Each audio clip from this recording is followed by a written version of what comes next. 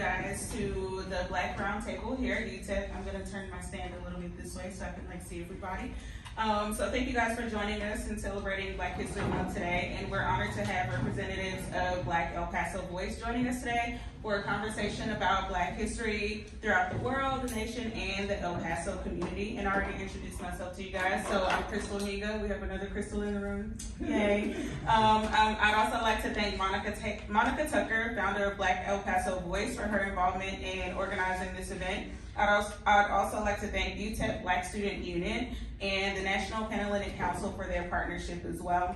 I would especially like to thank our panelists who are key members of our community, and I'll allow them to introduce themselves. Ready?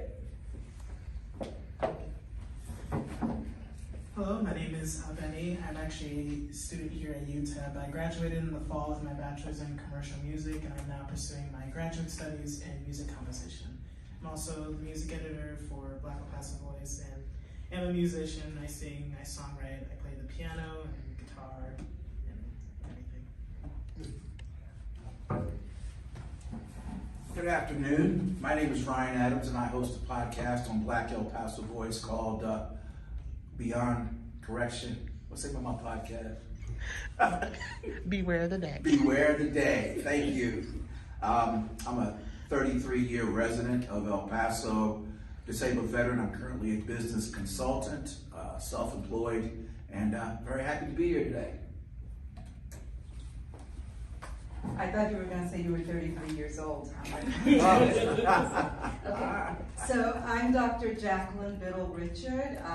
I am an attorney, I'm a nurse, I'm an educator. Up until a few weeks ago, I'm the former president for the NAACP, and I'm also an attorney, an immigration attorney here in town, and I am happy to be here. My name is Tomas Arellano. I'm also a student here. I'm actually a current student, haven't graduated yet. I am a teacher at a private school here in town. I'm also a musician, not as distinguished as my colleague here. And I'm actually very happy to be here. I have just entered this sector and started pushing my initiatives, so thank you for having me. Oh, I just wanted to add one more thing. I am the founder of Soy Maravillosa, which is an Afro-Latinx experience initiative here in El Paso. So just to let you guys know that too. You guys can actually keep the microphone. I have a pretty loud mouth, so I can just I can talk. So let's give our panelists a round of applause. Thank you guys. So I'll go ahead and get started with the first question. Why is celebrating and recognizing Black history, not only in the month of February, but year-round, important to you guys? Sure. That's a great question. So why is celebrating Black history important? Well, learning about African American history allows students who are not African American to have a deeper understanding and appreciation for the contributions of African Americans to the world we live in today. This is crucial for building and accepting more cohesive and inclusive community for tomorrow. Now, Black History Month is an important opportunity to pay tribute to African American heritage and recognize its ongoing influence on our culture. We must continue to celebrate their legacy to foster understanding and appreciation among all people. So, the reason why I personally think it's important to celebrate, acknowledge, and learn about Black history, not only just the month of February, but in other months and especially other months, is that we, as Black people, we exist outside of the month of February. Oftentimes what happens is that people they see February, it's Black History Month, and then the moment that ends, it's all the history, all the need to learn more kind of dissipates. And to learn about the history and also the culture is to learn how to better interact and know about the people who are close to you, even if they aren't Black themselves, as a way to educate them on the culture, the history, Because if we don't really know about each other's culture or history, how can we really relate to one another in our day-to-day lives, especially in this current day and age? I just want to add to that, just that Black history is American history. So we should talk about it year-round. Yes, I definitely agree. I feel like to reduce Black history to 1 month is a disservice, not only to communities outside of the Black community, but even to the Black community. It's important to educate not only other people, but our youth. I'm one of those people who, I was born here, but I grew up in the Dallas-Fort Worth area. I'm Afro-Latino as well. So I grew up in a Mexican household. I didn't know Black culture the way, and I didn't learn the Black culture the way that most young Black children would have learned it.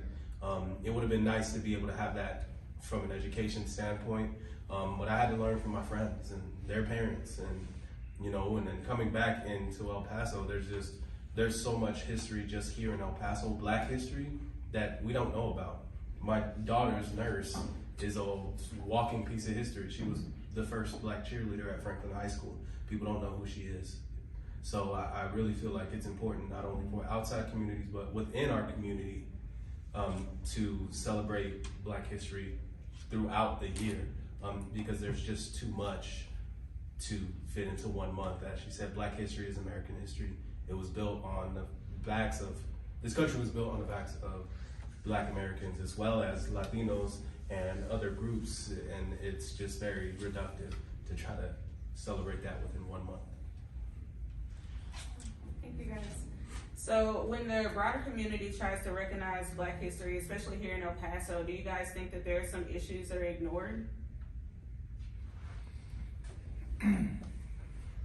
I'm just gonna speak as somebody who dropped into El Paso from New Jersey. And I felt like my first year that I was here for Black history, that it really wasn't significant. Like coming from New Jersey, used to, Black History Month, there's stuff going on, and not just for Black folks, but there's stuff going on all over. And here it just seems to be, real, like on the DL, like just real quiet about it. Certain groups are doing things here and there, but it's not a big blast. And I find it troubling, for a lot of different reasons, so I think there is a need to really talk about this more, and have Black history talked about year-round, because definitely for Black History Month here, I don't think that it's it's enough. I think, and I'm just talking about someone who's been here more than 30 years, I believe that the African American community as a whole is often ignored year-round. The challenge that we face is trying to get the word out about our activities. But if the mainstream media doesn't show up at our events, then no one knows what we're doing and when we're doing it. I think the traditional media needs to step up to the plate and realize that we're not just about entertainment and sports and crime. We're much more than that. I mean, shout out to the miners, shout out to Khalid, but we're much more than that.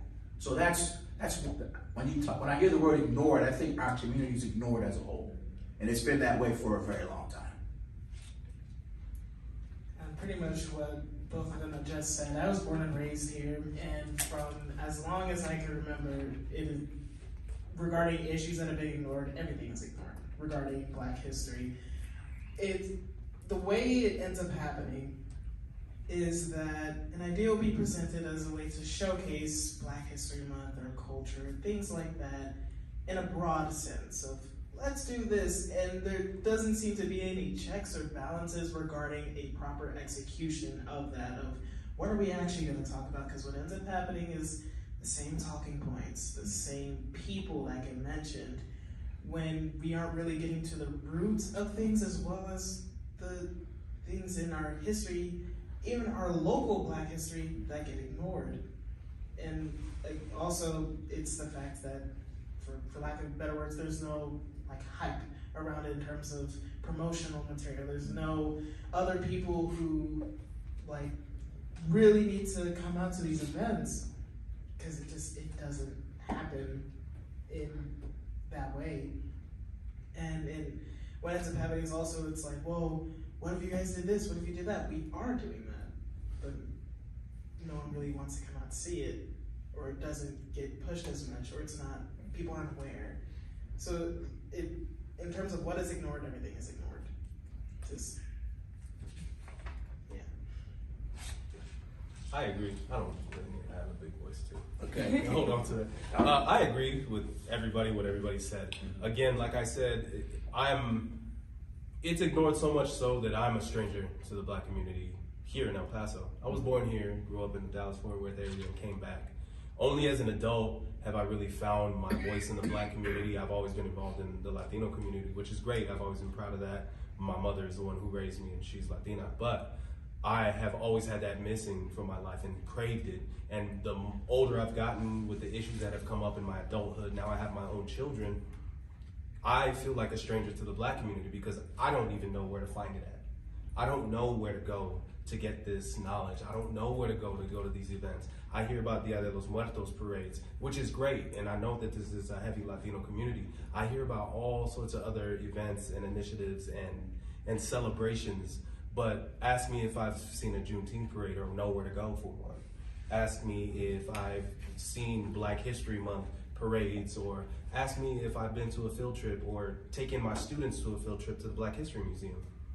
No, it's very one-track minded for everything, and we tend to skim about the same people, and they're great people, you know, Martin Luther Kings and Rosa Parks, but I mean, we have Bayard Rustins, and you know, we have so many people that we can look up to even in our community, and all of it is just very overlooked, it's very skimmed over, and we're just kind of fed the same things, and the same information is regurgitated back to us, and oftentimes the things that are regurgitated back to us have absolutely nothing to do with the Black community.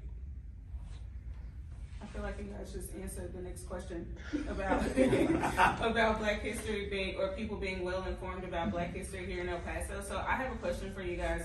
Like, when you think of like how we can get like the word out a little more, like here on campus and in the El Paso community, like, have y'all like thought of ideas? Or I'm sure y'all have. Y'all have been here way longer than me. I've been here 2 years, by the way. I came from Savannah, lived in Memphis, so yeah. I mean, in Memphis, it's out there. Like, the Black community, we do a whole lot of stuff there. But like here in El Paso, it's different for me as well. So have you guys thought of like any ideas for like campus or for El Paso? And then also, so I'm the assistant director of student media here too, and of course, like, my students have done like some Black history stories, and I saw that they did a story on the Miss Black El Paso pageant here, and I saw that it was shut down, or like they don't do it anymore. And then a piece of the story also talked about how they don't do the Black History Month parade here anymore. So can y'all talk about that a little bit? Did you want to talk about that? Yes, yeah, I can address that. Let's see. Well, the mother of the Miss Black El Paso pageant for years was Miss S.D. Davis, and of course she was an elderly lady. She's kind of slowed down, so she basically took the lead when it came to the Miss Black El Paso pageant, and since she's no longer active, then I guess nobody picked up the torch, okay? Black History Month Parade is on hiatus for this year, but it will be back next year, okay? I'm assuming that the #1 source for news here on campus is the Prospector, okay? I'd be more than happy to sit down with a reporter from the Prospector and talk ad nauseum about the Black community, what we're doing, where we're going, and when we're doing it. So I will leave my contact information, and I'd be more than happy to sit down and talk to somebody from the Prospector. Which takes me to my next point. I'm leading efforts to stand up a branch of the Association for the Study of African American Life and History. This community does not have a focal point for the study of African American life and history, and a branch of that organization here, it will become a resource for the entire city and the entire county. Like, what is the theme of Black History Month? Well, the association sets the theme. What materials are available for the school districts to teach kids about Black history? Well, the association is a resource for those materials. The association was founded on September 9th, 1915. So it didn't come up yesterday or the day before. It was started by a man named Carter G. Woodson. It started as a Negro History Week, and it became Black History Month in 1976. I'm going to read the mission statement. The Association for the Study of African American Life and History, the mission is as follows: to promote, research, preserve, interpret, and disseminate information about Black life, history, and culture to the global community. Its official vision is to become the premier Black heritage and learn society with a diverse and inclusive membership supported by a strong network of national and international branches to continue the legacy of Dr. Carter G. Woodson. Inclusive membership, a diverse membership. That's what we're about at the association. So, I think several people in the community have already joined. You can go to the website, aslh.org, and I'm looking forward to when we can stand up the Dr. Maceo Daly branch of the Association for the Study of African American Life and History. And I think once that branch has been stood up, again, the community, the city, and the county will have a focal point, and will no longer wonder about who's doing what and when.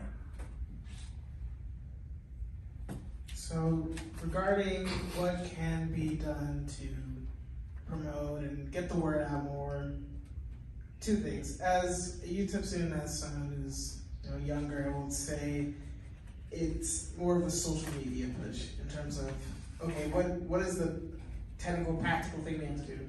Social media push. Now, the other side of that is it can't be just us doing it. Obviously, we share the posts, we share the information, we share the events, but it cannot be just us as Black people just doing it. It also has to be those who are not Black, who are interested, who want to, help these events, the promotional material kind of be out there more. They also have to do their part. Everyone, it's a community effort. If one person is just taking on the workload of, let me just do the promotional material, let me try to get it out there, imagine how much more if everyone just start sharing things, start talking to their friends about it in their day-to-day conversations, because word of mouth does spread, and especially through in-person and on social media. So it's a lot more than just what can we practically do, and more about, we need to get a lot more people behind this if we want more presence, want more of, attendance, things like that, of that nature. Excuse me. So, I think one of the things too that could be done to help promote things and is to really start from the standpoint of, when we're talking about Black history and Black people, we're not talking about a monolith. We're talking about people of different experiences, people of different ethnicities, coming from different countries, and all of that also need to be taken into account, and so that whatever is important or part of Black history or important to the Black community is being shared and is being inclusive of people who are Black, but of a different ethnicity, maybe from different countries. We have something we have here that I didn't experience in New Jersey. I had a lot of African friends from when I was in law school, but most of them were Nigerians. Here, there seems to be a huge African community of different African countries. And I really find that interesting, because oftentimes I don't see a lot of African people involvement in what the Black community is doing. So one of the things, you know, in terms of getting what we're doing out is to be inclusive, to include Afro-Latinos as well. I mean, this is a lot of Afro-Latinos here, where in New Jersey, I wasn't, there wasn't really a lot of Latinos, a lot of people who are, you know, Dominican and who are Black and Latino, but here is just a different feel. But what I always see is everybody is kind of like in their own silo, in their own, so, you know, you can't get information out or even teach the broader community unless you come out of that silo, because you're right, we can't do this just all on our own. But we have to understand that the Black community, I mean, we have to start with that premise, that the Black community is not a monolith. I agree with everybody, and I think I want to go a little bit more micro with it, especially as we're talking about the university. We keep talking about us and the community and other people, I guess ground level getting involved, but I think administrative support would be something that would help a lot. No offense to anybody who had anything to do with this event, but I mean, all day, every day I get emails. I'm a student here. All day, every day I get emails about events, and I get them multiple times. And for weeks leading up to the event, I got the email for this event yesterday. And that's administrative. That's not anybody who's here today. That's like higher up. And I don't know if that has to do with maybe, again, nobody's educated, again, like there's no hype behind it, or if it has to do with, you know, maybe the law that was just passed and it was enacted at the beginning of this year, and we can't talk about diversity, equity, and inclusion here at school anymore, with, I guess, connected to the university. Anybody connected to the university can't really speak that. I don't know what it is, but I really feel like, yes, as a community, we need to get involved, and that's great, and that's the first step. But at the end of the day, it's gonna take administrative support to be able to spread that information, to spread that knowledge, and to be able to grow that as a campus, at least, if we're talking about that. And as a city, I mean, again, the city administration needs to care and be involved in order for us to have a follow-through. We can have all the ideas we want, and we can have all the follow-through between us as we want, but if we don't have, you know, the administration or the system at large that's backing us, we're not going to be successful. Y'all got me up here ready to get active. Come join us. No, seriously. Yeah, I mean, it is a little sad. Like, I've seen so many Black students on campus, and the prospect that we table bi-weekly when our issue comes out and stuff like that. And of course, I see Black students all the time, but like, you look in this room and can I just add something to that same question? That I think it's also crucial, because when you're talking about, you know, you gave the example of you being here as a student and what you see when it comes to other things. I think too that it's crucial as Black members of the El Paso community to come on campus, right? Come on campus, talk to the students. I mean, I would love to be part of, you know, coming to talk to the Black Student Union students, if there is one. I think there is. You know, doing something with the folks from the African American Studies Department, you know, but that is open to everybody.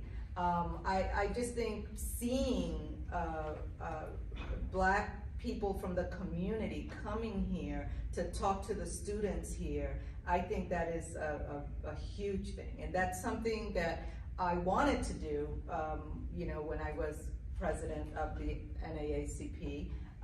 But did not get a chance to do for various reasons. But that's very important to me. You know, I know when I was in law school, it didn't happen in nursing school. In nursing school, all of my teachers were pretty much white, and I didn't, you know, get to see any of that. But when I was in law school, that's when I saw the Black lawyers coming, talking to us, right? And letting us know, yeah, you can do this. You know, this, I went that route, or, you know, so I think that's important. And that's something for me, I'd be willing to come here, talk to students, on different students, right? So that they can also see students who are even not from the Black community, see what the Black community is doing here. Because I also feel, you know, coming here from the outside, that the Black community here, demographically, just so that people know, and most people don't know this, you know, and I don't know if everyone in the Black community know that El Paso actually demographically within the Black community has like a higher level of education than most of the people in the community, because most people came here in the military, they had education, or came here and retired. So for various reasons, if you look at the numbers, I mean, I looked at that when I moved here, right? And I was like, wow, that's impressive, right? So that's where we're starting at, right? That most people probably don't know that in the community. You know, that demographically, we're higher educated than most of the community. I came in here with 2 doctorate degrees, okay, and 2 other degrees. So you know what I mean. But it wasn't just me. I'm usually the one that's overeducated, okay. But in El Paso, demographically in El Paso, it is so that the people in the Black community are going to be educated. So we have folks that could come and talk and you know, and I'm one of them. Period. Yeah, I didn't know that. You didn't know that either? See? I did. I look at demographics, baby. Wow, I feel so special now. Okay, so we'll move on with questions that are not mine, so I won't add any more of my own questions. The Black History Month theme for 2024 is African Americans and the arts. So what role have the arts played in Black liberation and representation in history? We'll give it to you. Let the artist run with that. Well, the role that arts and me, coming from a musical background regarding this, it's I would argue one of the most integral roles regarding Black history and Black liberation, especially. It was a way for us to voice our opinions and be able to fight without actually speaking or fighting physically. It really all comes down to, you know, where that roots from. We go back to spirituals, you know, they were the songs that the African and African American slaves made up while on the field as a way to not only help get them through the trials that they were facing, but also as a way to relay messages, as a way to communicate things. It really all stems from that, and then, you know, we go further into history. We get from spirituals into blues and jazz and gospel, all of that, and getting into the songs that we relate to Black liberation and Black history, specifically during the Civil Rights era. Again, it was, I think of it as, you know, when a sports team has their fight song, as it's, you know, their call to prepare, to get ready, to get them in the headset. That is what music, that is what art is for Black history, Black culture. It is our cry and our call to action, to remember, to continue to work towards, you know, liberation and betterment, even in this current day. It hasn't stopped. It's in a different way compared to back then, because, you know, the advancement of technology and just times are changing, right?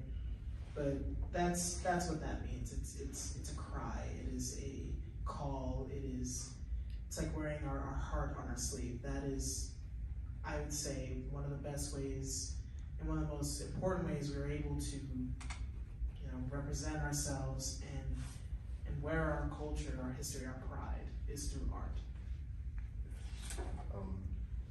To add to that, I agree. I definitely, hands down, agree. I couldn't have said it better. It's our voice.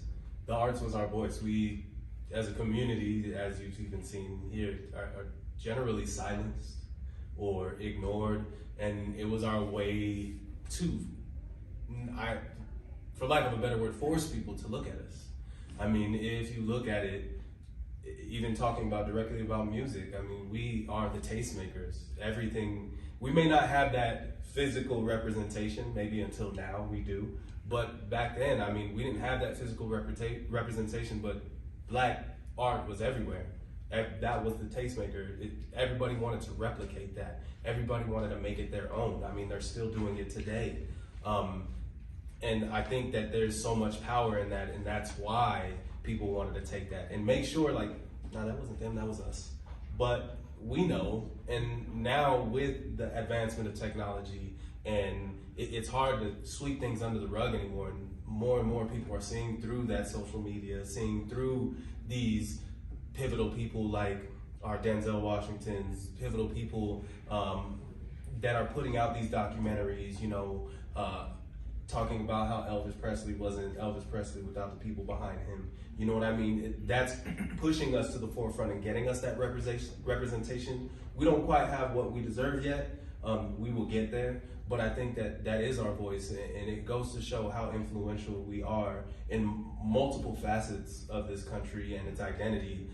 Because again, like rock and roll, Sister Rosetta Tharpe, you know, she was the godmother of rock and roll. You know, you got blues, you know, we got Robert Johnson, that's another man that made that. And then we have our Michael Jacksons. He is arguably one of the best known people around the world. He steps on stage and people cry, you know what I mean? And these are Black people. And these are people who made the bar, set the bar for what is good. So I think, yes, we may not get representation in a sense, but definitely we get that voice out, and people cannot ignore it. In fact, they want to be it. Can I briefly add to that? It really is, the way I see it, it's with the theme being, I can't remember the exact wording, but about Black history and the arts, it's really a callback to, hey, Black art in all aspects truly is the backbone of American culture and history. The architecture that is built of the buildings that we attribute to what they call like tourist spots and sightseeing, you know, throughout history, that Black people built that. The music, the cultural things that people relate to American culture and history, Black people started that and represent that, whether it's country, rock, pop, R&B, soul music, all of that, it started with Black people, with Black culture, with Black history. So it being the theme, it's a way to remind us of how arts, it's our call, it's our cry, it's our voice, but also it's a call back to, this is how American history and culture really started and became notable in the first place. And I just wanted to add to that. When I think of the arts, I think of it broadly in terms of the theater, the documentaries, the movies, all of that. And I think that's another aspect that right now there's a couple of documentaries out, movies out as well that really look at the Black experience here in the U.S. And I mean, for example, how many of you out there like have seen like Origins, right? So there's, you know, I think it's a really great theme because it really encompasses, you know, everything from the actual foundation, not just metaphorical, but actual foundation of this country, right?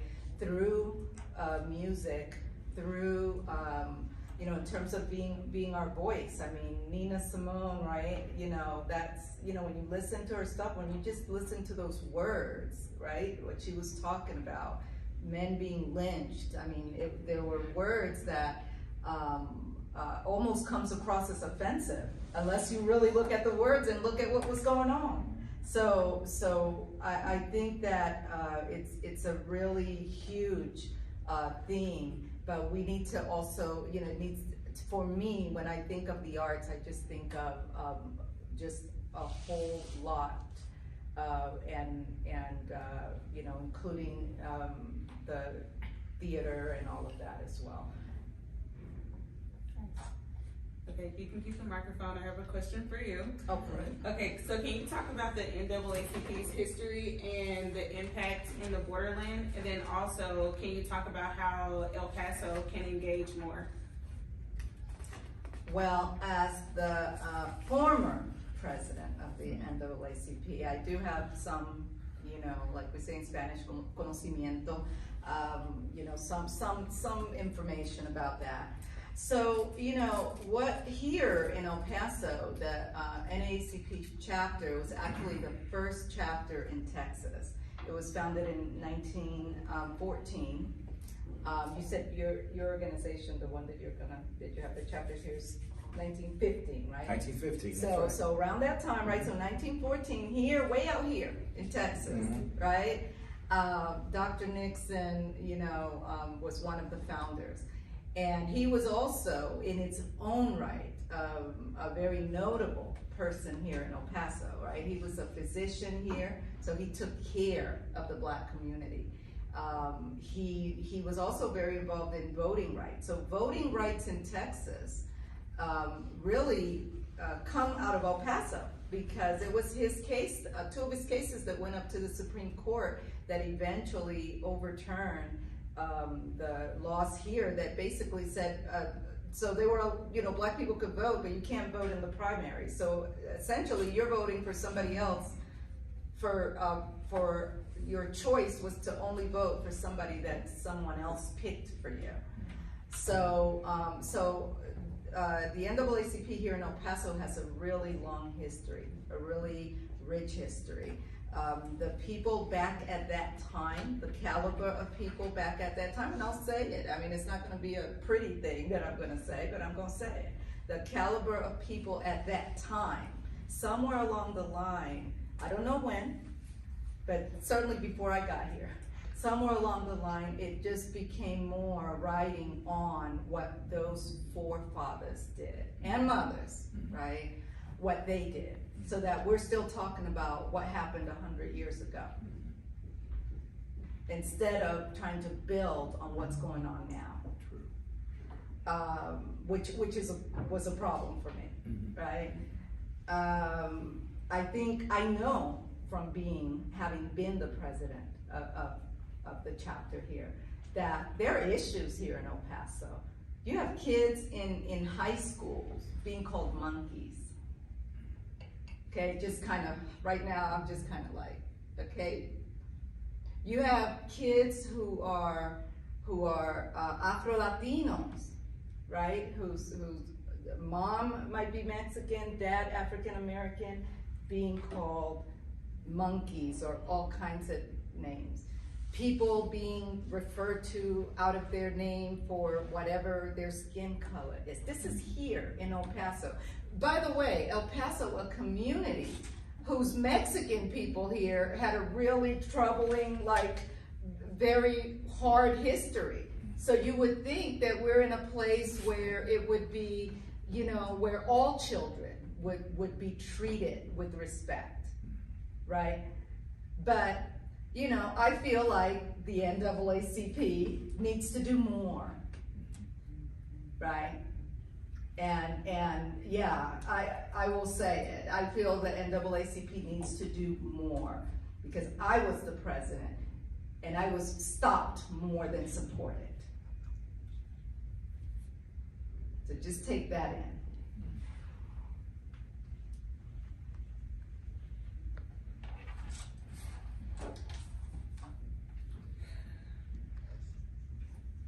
Okay. What challenges in our education system affect the Black community, whether that be K-12 or higher ed?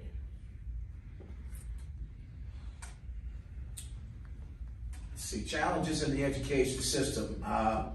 Let's start off with higher suspension and expulsion rates. African American kids are more likely to be suspended and expelled for offenses where other children of other backgrounds are not suspended or expelled. The lack of Black male role models within the school. Bullying, lack of access to health resources, the high cost of higher education, pressure for female faculty members of color to ignore their identity, beliefs, cultural competencies, and values to fit into a white male prototype. Let's see, I mentioned black men. Public schools in urban neighborhoods often have a racial achievement gap. And systemic issues in funding drives education inequality and has detrimental effects primarily on low-income black and brown students. These students receive a lower quality of education, which is reflected in less qualified teachers, not enough books, technologies, and special support like counselors and disability services. The lack of access to fair quality education creates the broader income and wealth gaps in the U.S. Black and brown students face more hurdles in going to colleges, and they will be 3 times more likely to experience poverty as an American with only a high school degree than an American with a college degree. Income inequality worsens the opportunity for building wealth for black and brown families because home and asset ownership will be more difficult to attain. So it starts in the classroom, and as I've just described, it just trickles down and affects the social economic landscape as a whole. So that's just, and I'm only scratching the surface, folks. Those are some of the challenges that we face in our education system. Can I add to that? So I worked for a number of years at Texas Tech. I'm a nurse. I'm a nurse, a lawyer, and an educator. But anyway, one of my last job there actually, I was the senior director for the Office of Student Affairs for nursing. So my job encompassed going to the different high schools here, talking to the students about our nursing program and how they can, start a trajectory that would lead them there at some point. And, I have to tell you, I mean, by the time I moved here, my son is almost 40, so he's a grown man. I raised him in New Jersey. I think he went to an okay school. It was all right. It was all right. But here in El Paso, I have to say, I think El Paso has a great school systems, great resources. I mean, I see kids graduating here with an associate degree right out of high school. I mean, had I been living here as a kid, I would have done that. That would have been me, right? I was that kind of kid. But I didn't see that much in New Jersey. That is nationally. Though nationally, there is this move that children can start working on their college in high school. The problem that I saw, and I could only speak for nursing, is that I would see a lot of programs, a lot of people working on their, getting their college credit so that they can get into nursing school. I think I met one black student. It was a young lady. And I remember I even got her parents' number because I was so I was shocked, right? Because that's something, that I just feel like here in El Paso, we actually have good school systems, but do we have anybody black representing the black community in the school, what is it called? The school board? No. The answer to that is no. Maybe in the past, yes, but right now, no. I'll tell you something, nobody from the school board even bothered calling me back when I tried to reach out to them. Even though I got in trouble from the NAACP for trying to reach out to them, because they thought I was doing too much. But just so that they allay their fears, nobody actually called me back, okay, from the school districts that I approached. So I think that while we have great resources here, I mean, you have students doing coding, you have all kinds of stuff going on. We want to make sure that it's equally spread. We want to make sure that students who are coming from the black community are represented in those resources. That's one of the things that I think needs to be dealt with within that K-12 because we do have, I mean, we do have great resources here. You know, I know multiple people whose children graduated, and not just students who are either white or not non-black. There's black students that I know that graduated with a degree also from high school, but I just feel like there's so many more that, for whatever the reason, are not getting into those classes. But when I started to go to the high schools, so I went to several of the different high schools here in El Paso, what I started seeing consistently in those classes that were, what was it, for healthcare, there were rarely any black student at all. Like, from the top of my mind, I would say I probably didn't see any. And yet, those are really great resources to have, right? To be able to get that nice foundation while you're in high school and see if you're interested in healthcare, what way you want to go, you know? So I think that's something that needs to be talked about and needs to be improved. And I know you're. So I want to add to that. I am in the K through 12 sector of education here in El Paso. I work for PISD. I currently work for a private school. I think, yeah, we do have the resources, so maybe our community is definitely an exception to that issue. You couldn't really call us inner city, I guess, per se. For the most part, we do have good resources. I think the issue is it's not equitous.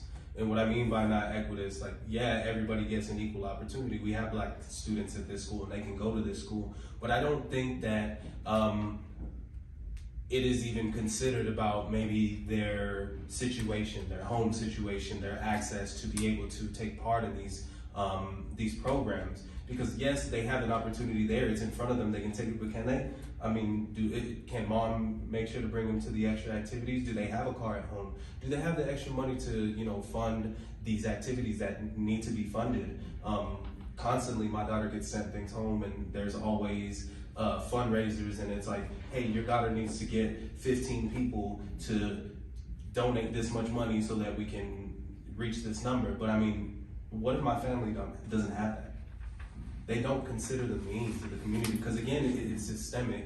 We as a community don't have the resources or have that. Yes, we may be more educated as a demographic in El Paso, but as a whole, realistically, financially, and socially, we don't have that status, though. People don't know that. People don't see us that way, and it's not considered. And it's not just for the black community, it's for other communities as well. I mean, you have schools, I live in the Northeast. You got schools where these kids' parents, they just work 24/7. They can't be there. They can't take them to these extracurricular activities. They can't do that. They don't have a support system behind them. And that's why they don't have access to these programs. That's why they're not the ones in these nursing programs, why they're not doing these P-Tech programs where they graduate with an associate's. They do not have the support system at home, and they don't have that representation, that role model that's going to reach them and that's going to get to them to be able to get in there. And then I'm gonna toot my own initiative. I mean, in history, my initiative is to make it a requirement for African American history and eventually Latino history, a requirement to graduate high school. Why? Because it is American history. Again, this country was founded off of the basis of they really wanted to keep slavery, not taxation without representation. Let's not play that old porn. It was because Britain was outlawing slavery and we wanted to keep it. America, we wanted to keep it. And that's why there was an American Revolution. And this country is built on the backs of slaves, and not just black African slaves, other slaves as well. And all these communities, especially here in Texas, the history of Texas is just built on slavery. The slavery of Mexican indigenous and the slavery of black Africans. That is an absolute fact. And I think that we just overlook that fact because systemically it is carried on here and we don't even talk about it. We don't teach it. Supposedly somebody told me, I think it was Monica that told me, that we're supposed to be offering it. I've been in the high schools. It's not being offered. But I think it should be a requirement, not an offering. Right now, they're pushing new initiatives to get rid of diversity in education, even in higher education, again, as I spoke about. So these are the issues, that's the issues in education, that even the system is trying to take us back. Civil rights movement never ended. In fact, now we are going backwards. And it's not just civil rights for black people, it's for women as well. I mean, we have so many landmark cases being overturned at an unprecedented rate in the year 2024. And that is egregious, it's crazy. You know, we have this new initiative, school choice, and yeah, that's great. It sounds good to the ear. We want to be able to pick where our kids go. But what about the public system? What about these kids? Because school choice, you want to take your kid to a private school. What if the private school doesn't want to let my child in? So now what do? I got to go to public school. So now when this school choice gets really popular and everybody wants to take their money to the private schools, where's the money from the public school going to go? And now we're back to separate but unequal. Now we're back to segregation in the school. And that's an issue. Nobody wants to talk about it. Everybody wants to paint this pretty picture like this is gonna be great. Everybody's gonna get these equal opportunities, but let's be honest, no, they're not. And again, it's all about equity. And yes, we have equal opportunity. We do have these opportunities to be in this school and get these educations, but it is not equitable. Our personal situations, our specific, unique situations are not considered when we're talking about these programs though. And that's why when you walk into those rooms, you don't see black students. Because their situation is not conducive to being able to be in that classroom, and nobody cared enough to check to see how can we help them be able to be in that classroom. And that's where it ends. It lies. Equality is not equity. People want to make them synonymous, and it's not the same thing. Yes, we have equal opportunities, but they're not conducive to our situations.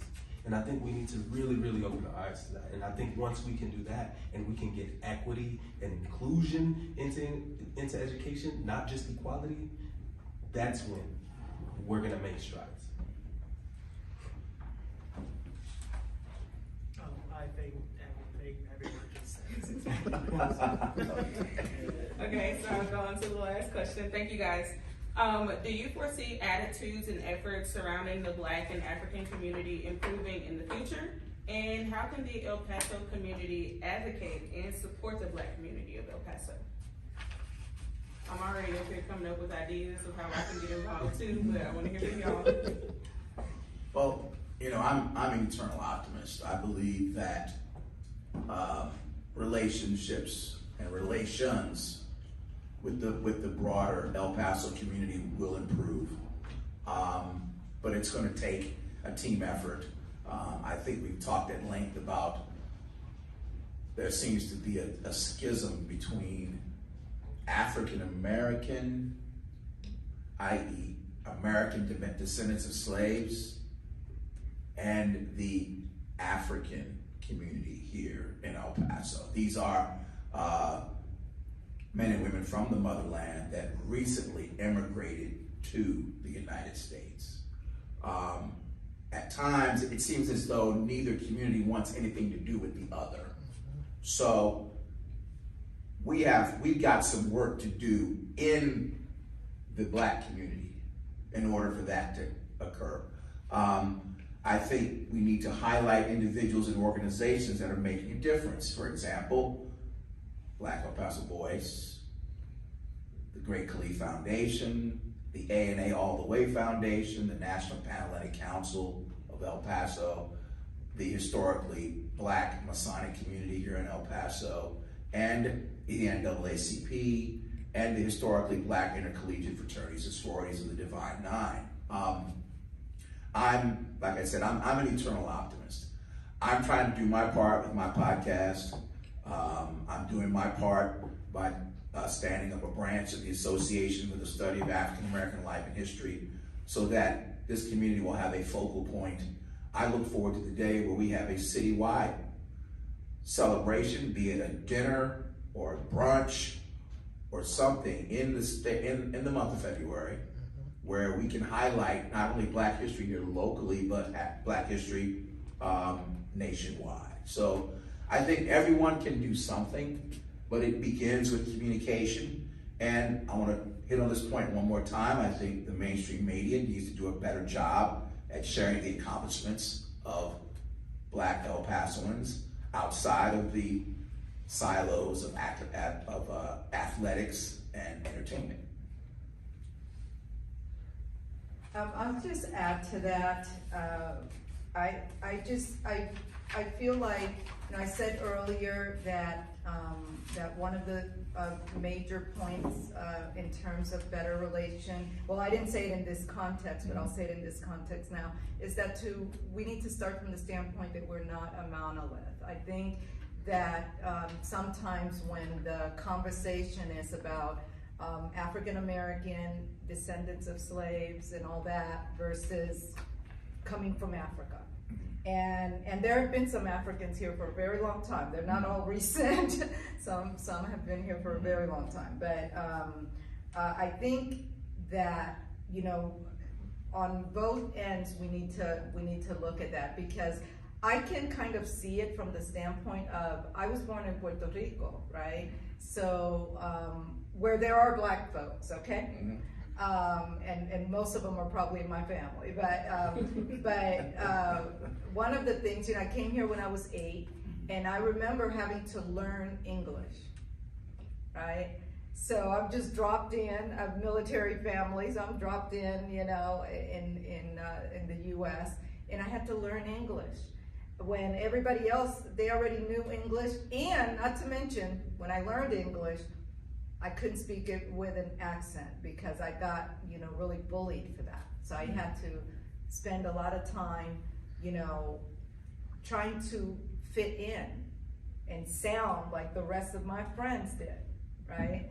And we need to look at, this diaspora of, African descent in that term, in that way. Right now, here's one thing that for me is critical, that we can't just say that we want to have, these two different types of communities to hold hands and sing Kumbaya when an organization that's supposed to be for all people, for human rights, for civil rights, says that a law that is going to basically give the right to the regular police to pull you over. We already know what that is, right? Driving while black and all of that. Well, now it's codified in Texas, but I was told that's not a priority of an organization that's supposed to be about human rights, civil rights, all of that. Because that's important to me, because I'm looking at it as, wait a minute, I could get stopped in addition for being a black woman, which by the way, I've gotten stopped 5 or 6 times since I've been in El Paso already, even before, let's be real, SB4. So when SB4 hits, we can't, as black people, turn our heads and think that, oh, that's not me, that's for those Mexicans, that's for those people coming at the border. No. They'll come for us too, and this time they'll have a law that supports it, right? So, those are the kind of things that we need to, as a community, be able to speak about and dare, right? Say this is not just, and it can't be just for one aspect of the diaspora and not the other, right? One of the, I'm Puerto Rican, so I have to toot my horn on this. Arturo Schomburg. I don't know if any one of you have heard of the Schomburg Center basically he's Afro-Puerto Rican who at the turn of the century, depending on what you read about him, somewhere early on in his life, he was told that African people, being of African, descent was of no consequence. So he set his whole life, and he was the first who started to look at these, to start at this center that brought together art and all kinds of different cultural things from Africa, but also from the US, from the African American culture, okay? And that was a Puerto Rican black man, all right? And so we all have to do our part to connect. If we're all gonna do the part, we have to be willing to see the full range. We can't just, he could have just sat in Puerto Rico and said, and by the way, he was having it good, okay? Because he was living good. He wasn't out in the country like I came from, okay? So, I'm just saying, he just, you know, he could have just said like, yeah, I'm Puerto Rican, I'm, you know, whatever.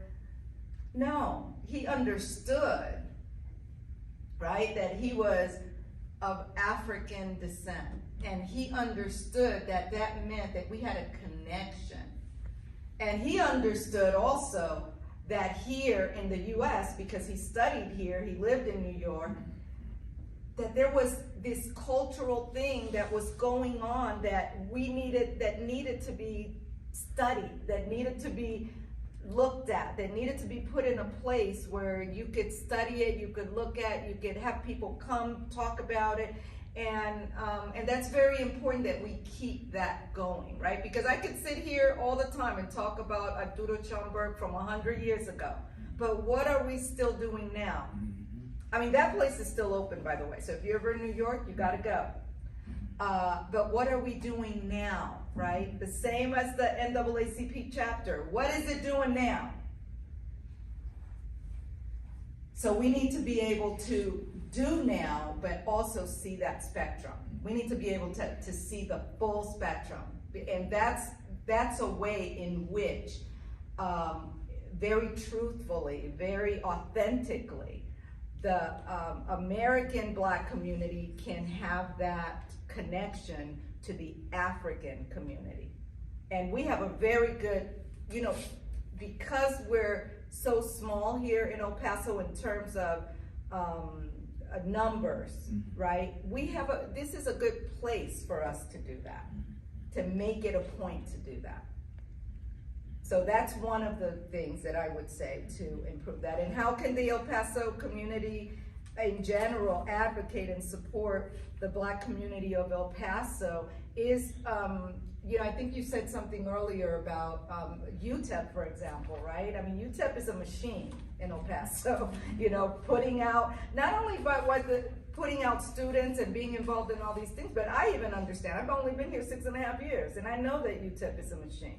And if part of that machine really is to support what Black people are doing here in El Paso, that's what, you know, that needs to happen, right? So people who are making decisions at high levels of big corporations, big, you know, they need to be thinking about what's going on with the Black community, what's going on with these people who demographically here in El Paso, we're, you know, higher educated and all that. So you know, that needs to be a priority for the, you know, powers that be, I guess. So that's a way in which the El Paso community can advocate, because at the end of the day, those decisions, those high-level decisions, is what moves policy. You know, you're talking about the media. Well, the media is I'm always, every day on the news, and I see the Spanish news and the English news. And UTEP is always on that news. And so we know that this is a big part of El Paso, you know. So it needs to be part of their strategic plan. It needs to be part of whatever is going on here high level.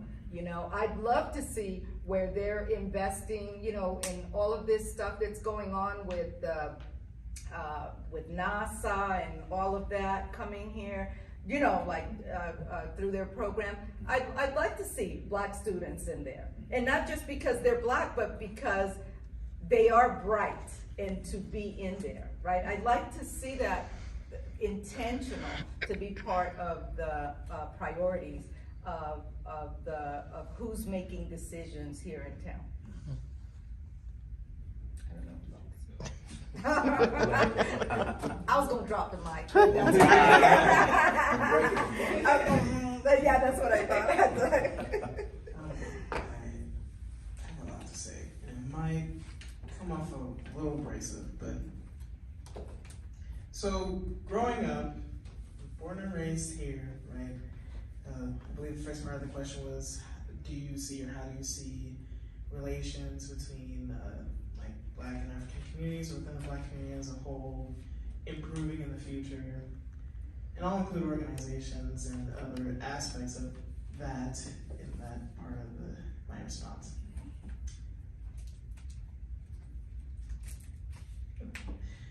Okay, so I had a rehearsal for me at the UTEP concert chorale. We had class the other day, and our choir director, we've been working on this particular piece for about a month, and she said to us, you all want to have the performance that you envision for this particular piece. We're having a concert coming up soon. You all want this performance to go exactly how you envisioned it. When are you going to do the work? Now she said, now as individuals, because obviously the work is being done as a group. We have our sectionals, we have class, but when are you going to do the work as an individual to fix your notes, to check your rhythms, to practice over and over again so you can have the performance that you envision? That is exactly the sentiment I feel with that particular question, is when are people actually going to do the work? Again, growing up, born and raised here, and as speaking from the young adult perspective of what I've seen, I barely am seeing any work. Why are a lot of these organizations not going out to the schools and trying to get youth to recruit them? This might sound bad, I don't think until like later into my high school years, I didn't really acknowledge the fact that there was an NAACP chapter here in El Paso, and I didn't know that it was actually the first Texas chapter. We keep having these moments that I've seen locally where we have the greatest foundation, the greatest historical foundation, and we get to the present day and we let it fall. We let it falter, we let it dissipate, we let the significance of what all of that means go away. In a way that, for lack of better words, the premise, the morals, the mission statements that a lot of these foundations and organizations and things like that have disgraced and sullied in the present day due to complacency, due to leadership, due to different things that factor into that. And as a young adult, and as back then being a kid seeing that, I was so displeased because, growing up, we, again, didn't really have Black history taught in my schools. Thankfully, I had a mother who taught me a lot at home. So I was very active, I was very engaged in learning the history.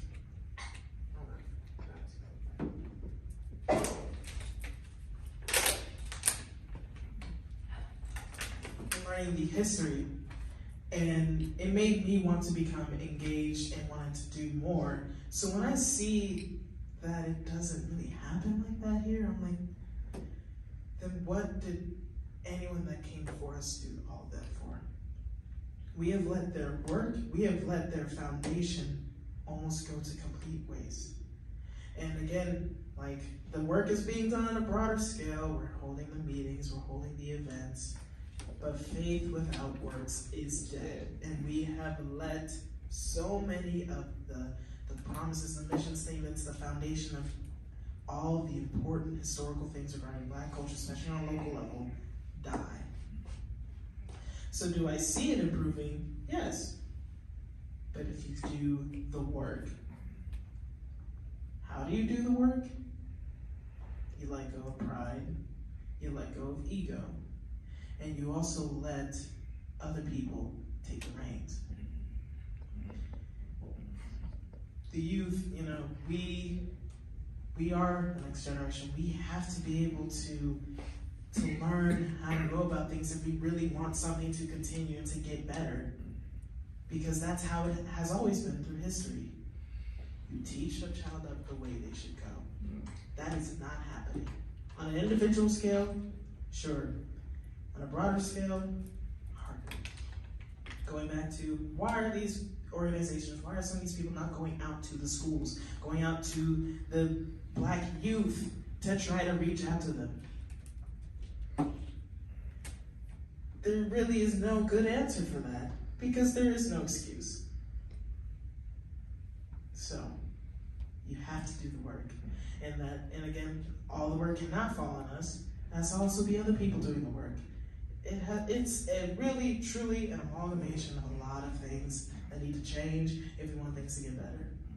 So, do the work, let go of the pride, let go of the ego, and let youth continue to take the reins so we keep having the history not forgotten and not left to rot.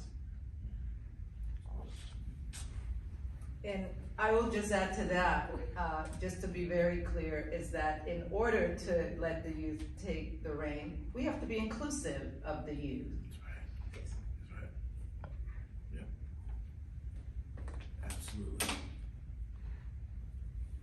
Just to add and speak on that, I absolutely agree. And something really stood out, what everybody was saying, was inclusivity and letting other people take the reins. I think not only is it abhorrent that these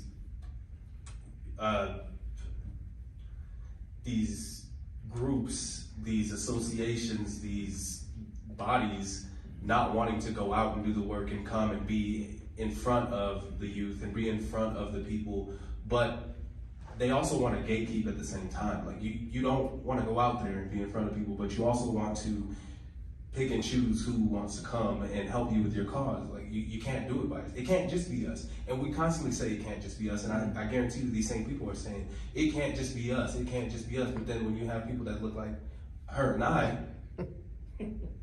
they're like, well, nah, you're not black. Like my name is Tomas Jesus Arellano, okay? Super Mexican. But I am a black man. And I left, I'm spending time away from my wife and kids. I left work, I have school in the morning, and I came here because it means something to me. Because at the end of the day, I'm still a black man. And even if I wasn't a black man, even if I didn't look like this, if my name was still Tomas Jesus Arellano and I looked straight Mexican, who cares? Because at the end of the day, we're in the same struggle. I just got done saying, like, Texas, Latinos and black people, we were in the same boat for a very long time. We still are. Again, stop and frisk doesn't stop with Mexican people. It's not just for the people on the border, it's for us too. I know a lot of people that know me can tell you how many times I've been stopped and told I didn't use a blinker or something like that, and then I spent the night in jail. When it's at the officer's discretion if they want to take you in, and their discretion was to take me in for not using a blinker. That's happened to me multiple times. That's a real story. There's been a moment right across the street working at T-Mobile. I was a manager, had a T-Mobile uniform on, ATF, held me at gunpoint in a back alley. I was just walking across the street right here, Baltimore, Mason, Baltimore. I just got something from a Walgreens, went back to work. Held at gunpoint by ATF agents making a bust at that very time, wrong place, wrong time. They still had to question me and get somebody from the inside of the building to come out to make sure that I worked there with my whole name tag and bright pink shirt, like I'm gonna walk around in a T-Mobile shirt like that. Why would I do that? Who does that? Where they do that? So my experience is very much the same. Just because my name and my ethnicity and I was raised by a Mexican woman does not mean I cannot relate to the black struggle. And that does not mean that Mexican people and Chinese people and even poor white people cannot relate to our struggle, because it's all the same. The powers that be want to keep us down here so they can stay up there. And we need to see that and stop being so prideful and so, I don't want to say so angry, because yes, we have every right to be angry as black people. But we can't let our anger and pride blind us in allowing other people to help us get there, to get to the problem. All of the civil rights heroes did that. They knew, all right, we gotta make sure, these people can swallow it. We got to make sure we put these people in place because we really need these white people and these other people to help us out. So we're going to make sure we let them help us out. We need to keep doing that. As I mentioned Byron Grusson earlier, same thing happened with him at NAACP. They thought he was doing too much. They didn't want to look bad. We don't even know about him anymore, really. Everybody thinks that Rosa Parks and Martin Luther King did all the work. No, that man did all the organizing. And he made sure that we got all the people that we could possibly get involved. And that's what we need to stop doing. Yes, all these organizations need to be visible, but they also need to stop gatekeeping. We need all the help we can get. For lack of a better word, we are at war. And you are not going to reject soldiers that are volunteering to go to war with you. Why would you do that? Numbers is key. Knowledge is key. The more numbers you have and the more people you can give knowledge, the more successful we can be. And that is what is important. That is what we can do. That is what the community here at large can do. And us in our own community, that's what we can do.